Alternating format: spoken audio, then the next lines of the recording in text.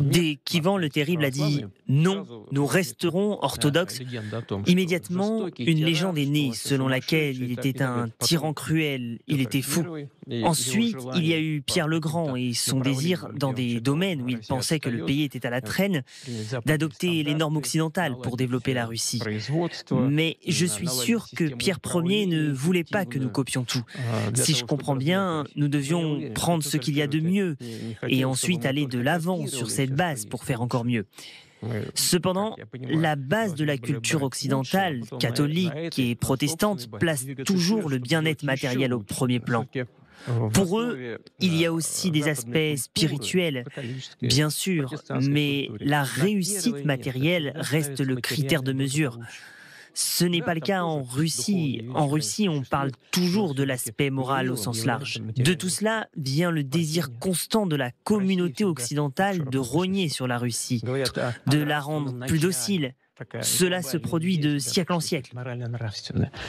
Alors, cette séquence est hallucinante à bien des égards. Il est gonflé, parce que c'est le mec qui a un appartement de 7 pièces au sein de Kremlin où tout l'équipement est occidental. Parce que vous savez, il y a des gens qui sont amusés en fait avec AI de regarder ce qu'il y avait. Le frigo est Bosch, la salle de musculation est américaine. Il aime bien les Mercedes. Mais son kéfir était russe. Non, c'est le kéfir allemand qui a été volé parce que l'entreprise allemande a quitté la Russie et donc la Russie a récupéré cette et si vous me permettez la minute patriotique, ces montres sont évidemment suisses, mais ça peu importe. Et ces costumes Brioni. Voilà, italiens. Voilà. C'est un paradoxe d'avoir le régime du Kremlin donner des leçons de christianisme alors que c'est quand même un régime qui cautionne l'assassinat, je pense par exemple à Navalny, ou la prédation, je pense à tout ce qui a été volé au peuple russe par les oligarques, y compris les oligarques alliés aujourd'hui de Poutine. Et cependant, la référence à la grandeur, Ivan le Terrible, Pierre le Grand, il est, il ne faut pas oublier, c'est l'enfant de Pétrograd, enfin de Saint-Pétersbourg. Pierre le Grand, on dit que dans son bureau, déjà quand il était à la mairie, il avait mis un portrait de Pierre le Grand. En même temps, c'est un petit peu contradictoire, et là, il essaie de l'expliquer en disant oui, mais Pierre le Grand s'est inspiré de l'Europe, mais ça ne veut pas dire qu'il voulait tout copier. Oui, ce qui est vrai. Historiquement, ce qui n'est pas faux. Ah non, c'est pas vrai du tout. Parce que a fait des voyages d'études dans toute l'Europe et en Hollande, et absolument. Et la ville de Saint-Pétersbourg, en fait, est une ville. C'est la Venise italienne. Enfin, il se méfie en même temps des Européens. Et je vous recommande de lire dans Saint-Simon la visite de Pierre le Grand et le régent qui était assez pro-russe. Louis XIV était très anti-russe et le régent assez pro-russe. Ouais. Mais Pierre le Grand, vous savez, c'est quelqu'un en fait qui a voulu copier l'Occident, mais vraiment copier. Ça veut dire qu'il a fait venir les Allemands, il a fait venir les Hollandais pour construire d'ailleurs sa flotte, les Italiens pour construire sa ville. Et en fait, il coupait les arbres, les barbes au peuple et aux Russes, aux moujiks russes. Il les obligeait à porter les habits européens. Non, il était absolument occidental. Mais sans vouloir justement apporter tout ce qui était la tradition européenne en matière, disons, de mœurs. Là, il a soumis les boyards, absolument, en leur coupant la barbe, mais ce qu'il faut se souvenir, ce dont il faut se souvenir, c'est que en fait, Pierre le Grand, c'est pour ça qu'il est reçu par le géant, il a réussi à évincer la grande puissance du Nord de l'époque, chez qui ce pauvre Descartes était allé mourir, la Suède. Et donc, à partir de la victoire de Poltava, c'est à l'est de l'Ukraine, c'est une ville, la grande victoire donc de Pierre le Grand sur Charles XII, à partir de ce moment-là, la grande puissance du Nord, jusqu'aujourd'hui, ça va être la Russie, ce n'est plus la Suède. En tout cas, l'obsession pour eux de l'Ouest, de la lutte avec l'Ouest, elle va prendre là, le 9 mai, une concrétisation très exacte, c'est la référence permanente à Berlin, à la prise de Berlin en mai 1945. Regardez cette photo, c'est la photo emblématique qui sera partout dans Moscou avec toutes sortes de variations de propagande, etc., où le soldat soviétique est monté sur le Reichstag. Ils étaient trois. Où ils étaient plusieurs fameuses photos, de cette photo. Plusieurs prises, très grands photographes soviétiques, avec le côté un peu terre-à-terre, où il y avait quelques montres volées, parce que c'était les pièges de partie. Qui ont disparu. Oui, qui ont disparu à l'époque. On appelait ça gratter, maintenant on appelle ça photoshopper. Mais enfin, c'était aussi l'héroïsme, très grand héroïsme de tous les soviétiques. Non, mais c'est le moment de gloire de l'Union soviétique, parce que non seulement ils ont pris Berlin, ils ont combattu le nazisme, en payant le prix du sang, puisque il y a, on dit, 27 millions de morts soviétique. Et c'est eux aussi qui ont libéré le camp d'Auschwitz. Donc, c'est vrai que c'est un moment de gloire pour eux, mais aujourd'hui, c'est devenu la référence quasiment unique j'allais dire en Union soviétique, en Russie, et c'est devenu quasiment la fête nationale, alors que ce n'est pas la fête nationale, et toutes les références sont faites par rapport à ça, y compris l'Ukraine, qui est supposée être une nouvelle guerre contre le nazisme, et y compris les Européens, puisqu'on se fait traiter de nazis par non seulement par Medvedev, mais par Lavrov. Il ne faut pas oublier qu'à cette époque-là, les 15 républiques de l'Union soviétique, dont l'Ukraine, combattaient les nazis. Oui, c'était pas uniquement la Russie. Il y avait beaucoup de pertes. Par exemple, en Ukraine, il y avait environ 10 millions de victimes. Parce que l'Ukraine était plus près en fait de l'Allemagne. C'était l'Ukraine et la Biélorussie, c'était les premiers attaqués. Et donc l'Ukraine, le fond de l'Ukraine, d'ailleurs il y en a eu plusieurs, étaient des plus actifs. Et les Ukrainiens sont outragés par ces histoires de Poutine qui les traite de néo-nazis. Eux qui ont perdu dans cette... soyons honnêtes, à cette époque-là, dans l'armée soviétique, et les Ukrainiens et les Russes ont tout partagé. L'héroïsme, mais aussi les crimes de guerre. Oui, c'était l'armée de Staline, avec les crimes de guerre, le fait d'exécuter tous ceux qui reculaient, etc. Et les viols en masse des femmes à Berlin. Mais pour parler de cette présence ukrainienne dans l'armée soviétique, il y a une blague qui circule aujourd'hui en Ukraine, c'est que Staline demande à ses grands conseillers comment est-ce que je peux reprendre Koursk, donc à la fameuse bataille de Koursk en 1943, si je ne me trompe pas. Oui. Et ses conseillers lui répondent, eh bien, il vous faut des armes américaines et des soldats ukrainiens. Et c'est en fait comme ça que Koursk a été repris. Enfin, entre autres, mais ça... Regardez de quelle façon vous disiez qu'il y a une forme d'obsession de la Seconde Guerre mondiale, et évidemment, alors ça va prendre là, cette semaine, une dimension tout à fait hors norme. À Moscou, on a fait cette maquette grandeur nature. C'est le Reichstag tel qu'il existait avant 1945. Et vous allez voir, tout a été fait en taille réelle, et on rejoue le drapeau dessus. Voilà. Un commentaire sur cette image. Oui, absolument. Alors d'abord, on le voit dans le musée de la guerre, qui est un des musées les plus visités, y compris par des enfants le week-end. Et encore une fois, pour eux, c'est l'image symbolique, c'est la victoire de l'Union soviétique. L'Union soviétique qui s'est effondrée dans les années 90. Et aujourd'hui, il n'y a plus réellement de victoire. Donc c'est pour ça... C'est vraiment une des références principales j'allais dire de Staline, mais je vais dire un mot de Staline justement. C'est-à-dire qu'à l'époque où j'étais en poste à Moscou, du temps de Gorbatchev, Staline était honni et il était critiqué par tout le monde. Celui qui était respecté à l'époque, c'était Lénine.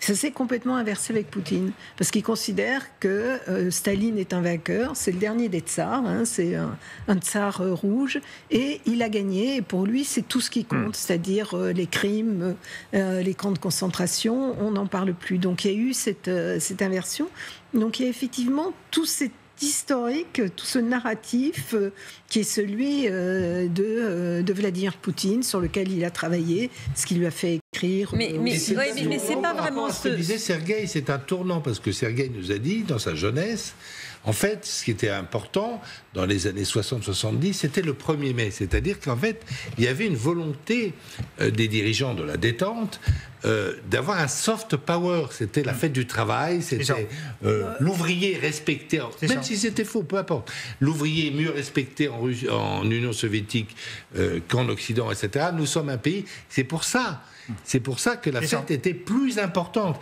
Et il y a eu un retour. C'est une chose. Il y a quand même une chose vraiment importante qu'il faut dire.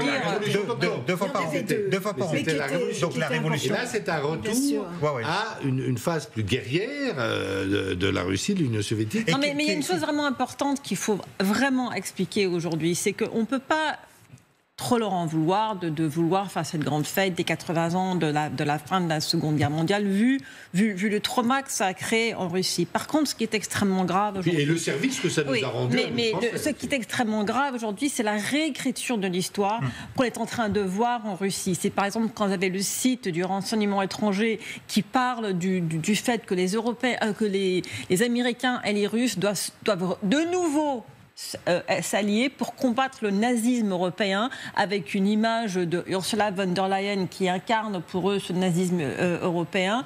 Quand ils incitent sur par exemple le fait qu'il y avait des Français nazis qui étaient en train de garder le Reichstag en 1945, quand ils laissent entendre que Churchill avait des velléités nazies en 1939, si vous voulez, il y a une réécriture mais obscène de l'histoire. Donc célébrer cette victoire, absolument, parce qu'il mérite de la célébrer, mais de ne pas réécrire l'histoire à notre dépens. Et ne pas occulter l'autre partie de l'histoire. Et ne pas interdire Mémorial, cette remarquable organisation non gouvernementale qui enquêtait grâce aux derniers témoins vivants sur les crimes staliniens. Deux archives encore qui rappellent ce que dit Sylvie Berman, et c'est très important dans la projection de Poutine, et évidemment dans ce qui peut être tenté dans l'aventure à l'Ouest, c'est la référence à Staline. Ces deux archives qui, pour les Soviétiques et les Russes maintenant, signifient beaucoup. De Staline de 41, quand les Allemands attaquent, et qui fait cette grande parade le 7 novembre 41, alors que les Allemands sont à 50 km de Moscou. Il a été... Même plus près. À quelques dizaines de kilomètres. En tout cas, c'est un moment qui est resté dans les mémoires en Union soviétique. Oui, tout à fait, parce qu'en fait, à la différence des défilés d'aujourd'hui, en fait, les soldats qui défilent le 7 novembre 1941, dont mes deux grands-pères, ils vont partir directement sur le front. Tout de suite. Ça veut dire que c'est le dernier défilé, ça veut dire que c'est le départ, ils saluent la ville, ils saluent le Kremlin, ils saluent la place Rouge, ils saluent Moscou. Moscou se prépare à être envahi, parce que Moscou, à cette époque-là, ne croyait absolument pas pouvoir résister. Et donc, en fait, vous savez, quand actuellement vous arrivez à Moscou, à l'aéroport Sheremetyevo, vous vous dirigez vers Moscou, et à la région de Khimsky, vous avez les hérissons anti-chars. Les Allemands étaient là. Ils étaient à 20 km, quasiment à 25 km du centre de Moscou. Et bien évidemment, ça, c'est quelque chose qui marque. Mais vous avez vu, il y a 3 jours, Poutine est allé à Volgograd, donc l'ancienne Stalingrad. Et il y avait un gars, il y avait le gouverneur de Volgograd qui lui a dit les anciens combattants, dont d'ailleurs quasiment n'existent plus parce que le plus jeune doit avoir 98 ans, oui, mais ils étaient enfants à l'époque. Et donc en fait, on demandait, soi-disant, de donner le nom de Staline à l'aéroport. Et Poutine a signé une ukaz qui est une blague. Parce qu'en fait, l'article 1 de cette ukaz, je donne le nom de Staline à l'aéroport de Volgograd. Article 2, ça ne change pas le nom de l'aéroport qui est à l'usage international. Quoi qu'il en soit, on voit à quel point, pour Poutine, se projeter en nouveau Staline, dans le côté à la fois héroïque, grand de Staline, c'est quelque chose. Mais oui, parce que en fait, Poutine, ce qui compte pour lui, c'est la puissance, et c'est la puissance de la Russie, c'est le rang de la Russie. Le paradoxe, c'est qu'il l'avait quasiment en février 2022, avant d'attaquer l'Ukraine, mais il s'est mis dans la tête à ce moment-là que la puissance russe passait par la récupération, une forme de contrôle sur l'Ukraine. Mais en fait, Poutine a toujours dit qu'il préférait être craint qu'aimé, et il veut effectivement projeter cette puissance. C'est assez obsessionnel chez lui. Donc tout ce qu'il fait, en dehors des aspects personnels et autres, c'est vraiment le rang de la Russie. Dans ce monde toujours plus guerrier, Trump qui qui fait monter le budget militaire américain comme jamais il n'était monté. 1000 milliards. Et il faut bien souligner, on économise à Washington dans tous les autres budgets, tous, sans exception. En revanche, la sécurité monte et le budget militaire est en train de monter. Écoutez de quelle façon Trump s'en vantait. L'armée américaine sera bientôt plus forte et plus puissante qu'elle ne l'a jamais été. Nous faisons des choses incroyables. Dans un sens, nous n'avons pas envie de faire cela, mais dans l'autre, nous n'avons pas le choix. Car on a beaucoup à faire avec la Chine, ainsi que sur le front russe avec l'Ukraine, et avec tout ce qui se passe au Moyen-Orient. Et vous entendrez bientôt de bonnes nouvelles. Voilà, la volonté de puissance militaire, très grand changement. Regardez aussi, là de nouveau l'intelligence artificielle, maintenant ça devient vraiment n'importe qui fait de l'intelligence artificielle. Voilà, il y a une disposition militaire, de puissance militaire affirmée. Alors là, c'est la blague aussi. Vous savez, dans Star Wars, ceux qui portent le truc rouge, c'est les méchants. Et donc là, il est présenté comme un méchant. Mais il est moitié Star Wars, moitié Gladiator en plus. Donc, On pourrait dire que c'est la guerre froide, en fait, qui recommence maintenant, surtout à l'occasion aussi de cette semaine du 9 mai. Quand même, j'aimerais bien aussi ajouter un mot sur le fait que maintenant, en Russie, c'est la plus grande fête de l'année, apparemment. Et aussi, ce qui est grave, c'est non seulement le fait qu'ils ont réécrit l'histoire, mais qu'ils continuent à même apprendre ces histoires aux nouvelles générations, aux enfants, et y compris aux enfants déportés. Et il y a plus de 20 000 enfants ukrainiens déportés, c'est juste les chiffres qu'on connaît pour l'instant, mais c'est très grave. Et aussi sur le fait d'obsession de Poutine, qu'il se croit comme tsar aussi. Il a parlé des narratifs spirituels. Et on voit bien qu'en Russie, maintenant, le militarisme est lié justement avec les religions. Il y avait même des cas où il y avait des prêtres qui essayaient de faire la bénédiction des chars et des missiles dont le nom est Satan. Donc cette guerre, pour eux, est devenue sacrée. Ils l'appellent même une guerre sacrée. Comme ça se faisait ici en Europe de l'Ouest, mais au 19e siècle. Voilà. Maintenant, ça ne se fait plus. On n'ose plus le faire dans les armées en Europe de l'Ouest. Vous avez raison de le rappeler. Regardez, quand on voit ce budget de 1000 milliards, hein, c'est depuis 1949, depuis la guerre froide, absolument sans précédent. Pourquoi Trump veut-il autant d'argent pour l'armée? Parce que d'abord, c'est la confirmation que Trump n'est pas isolationniste.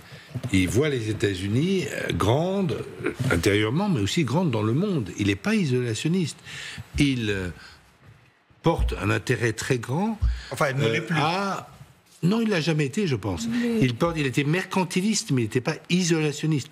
Je pense qu'il met l'accent, il l'a dit d'ailleurs dans cette déclaration, sur l'Indo-Pacifique, c'est-à-dire qu'il n'est pas question pour lui que durant son consulat, en tout cas, l'Amérique soit dépassée par la Chine comme la grande puissance du Pacifique. Aujourd'hui, l'Amérique, c'est encore la grande puissance du Pacifique avec des bases à la fois dans le Pacifique Ouest et dans le Pacifique Est.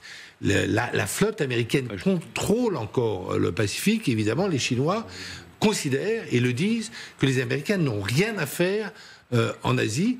Et là, effectivement, c'est un virement incroyable dans la pensée de Trump, puisqu'ils disent qu'il faut avoir une armée contre la Chine et aussi contre la Russie. Prenons la carte pour bien comprendre ce que vous dites. Voilà, quand vous parlez de l'Indo-Pacifique, la base de Diego Garcia, c'est ce point rouge en bas à droite de l'écran où il est en train de masser notamment les bombardiers. Alors, le bombardier furtif Raider, qui est la perle des perles en la matière, c'est le plus cher, je crois que ça coûte 1 milliard pièce.